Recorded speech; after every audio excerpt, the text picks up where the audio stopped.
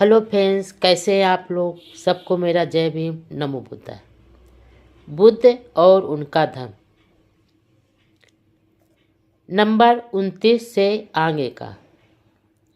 भौतिक संसाधन दुख हरण के साधन मात्र, आनंद के स्रोत नहीं। नंबर 30, जो आदमी सनपात ज्वर से ग्रस्त होने पर ठंडी पट्टी आदि को भोग वस्तु मान बैठता है, जबकि वे केवल पीड़ा को दूर करने के ही उपाय हैं, ऐसा ही आदमी इन काम विषयों को आनंद का नाम दे सकता है क्या। नंबर 31, सभी काम विषय अनित्य है, इसलिए मैं उन्हें भोग विषय का नाम नहीं दे सकता। जो परिस्थितियां आनंद लाती हैं वही बाद में पीड़ा बन जाती हैं।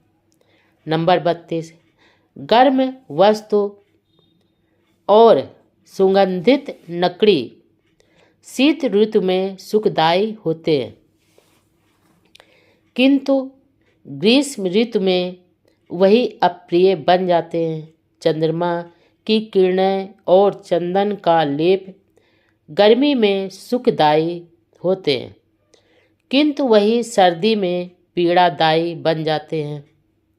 नंबर 33, परस्पर दो विपरीत वस्तुएं जैसे हानि लाभ, यश अपयश आदि कभी अलग न होने वाले जोड़े संसार में प्रत्येक के साथ जुड़े हैं। इसलिए कोई भी आदमी धरती पर निरंतर न तो सुखी रहता है और न ही सदा दुखी रहता है। नंबर 34, जब मैं इस सुख दुख के स्वभाव के मिश्रण को देखता हूँ तो मैं राज और दासता को समान ही समझता हूँ, क्योंकि ना तो राजा ही सदा मुस्कुराता रहता है और ना दास ही सदा पीड़ा में रहता है। नंबर 35, क्योंकि राजा के सिर पर बड़ी जिम्मेदारी होती है, इसीलिए राजा की व्यथा भी अधिक होती है। राजा को कपड़े टांगने की खूंटी के समान होता है। वह संसार में दूसरों के लिए ही कष्ट सहन करता है। नंबर 36, जो राजा अपने राज पर अत्यधिक भरोसा करता है वह अभागा ही है, क्योंकि वह राज उसे न एक दिन त्याग देने वाला और धोखा देने वाला है। दूसरी ओर यदि राजा उस पर भरोसा नहीं करता तब ऐसे वीरू राजा को क्या सुखी हो सकती है। नंबर 37, और क्योंकि सारी पृथ्वी का राज जीत लेने पर भी राजा एक ही नगर में और उसमें भी केवल एक ही घर में रह सकता है, तो क्या राज केवल दूसरों के ही लिए किया गया श्रम मात्र नहीं है क्या। नंबर 38, और राज में भी राजा को भी एक जोड़ा कपड़ा और भूख मिटाने के लिए थोड़े अपेक्षित भोजन की आवश्यकता होती है। इसी प्रकार एक शैया और एक आसन की ही आवश्यकता होती है। शेष विशिष्टताएं केवल मिथ्याभिमान अर्थात मध्य के लिए ही हैं। नंबर 39, और यदि संतोष के लिए इन सब वस्तुओं की आवश्यकता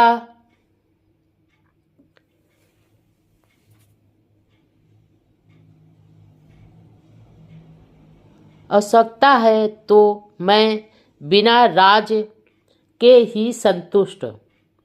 एक बार यदि आदमी इस संसार में संतुष्ट हो जाए तो क्या सारी विशिष्टताएं अनावश्यक या बेकार नहीं है?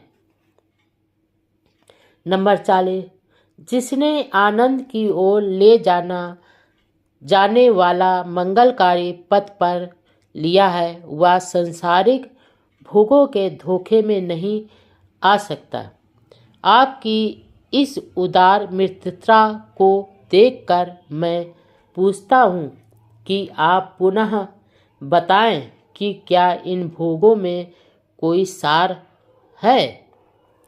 नंबर 41, मैंने रोष में आकर गृह त्याग नहीं किया है और न ही इसलिए कि शत्रु के बाढ़ ने मेरे मुकुट को गिरा दिया है और ना मेरी कोई महत्वाकांक्षा ही है, इसलिए मैं आपके प्रस्ताव का अस्वीकार करता हूँ। नंबर 42, जो कोई किसी कुद्र विषैले सर्प अथवा तेज जलती हुई अग्नि की लपटों से एक बार बचने के बाद फिर उसी में पड़ने की इच्छा करता है, उसी प्रकार एक बार काम विषयों को त्यागने के पश्चात उनको फिर से भोगने की कौन इच्छा करेगा? नंबर 43, जो भली प्रकार देखता हुआ भी किसी अंधे से ईर्ष्या करे, जो मुक्त होता हुआ भी किसी बंधे हुए से ईर्ष्या करे, जो धनी होकर भी किसी दृढ़ से ईर्ष्या करे, जो स्वस्थ होकर भी किसी पागल से ईर्ष्या करे, मैं कहता हूँ कि केवल ऐसा ही कोई किसी विषयासक्त से ईर्ष्या करेगा। नंबर 44, हे मेरे अच्छे मित्र, जो भिक्षा जीवी हैं वह दया का पात्र नहीं है। जिसे इस लोक में परम सुख प्राप्त है, परम शांति प्राप्त है, उसके आगे के लिए भी उसके सब दुख समाप्त हो चुके हैं।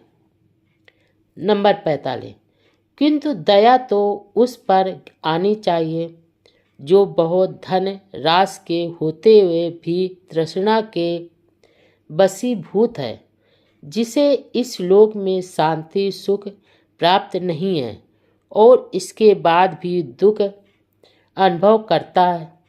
नंबर 46, जो कुछ आपने मुझसे कहा है वह आपके आचरण, आपकी जीवन चर्या और आपके कुल के अनुरूप है और अपने निश्चय पर दृढ़ रहना मेरे आचरण में, मेरी जीवनचर्या और मेरे कुल के अनुरूप है।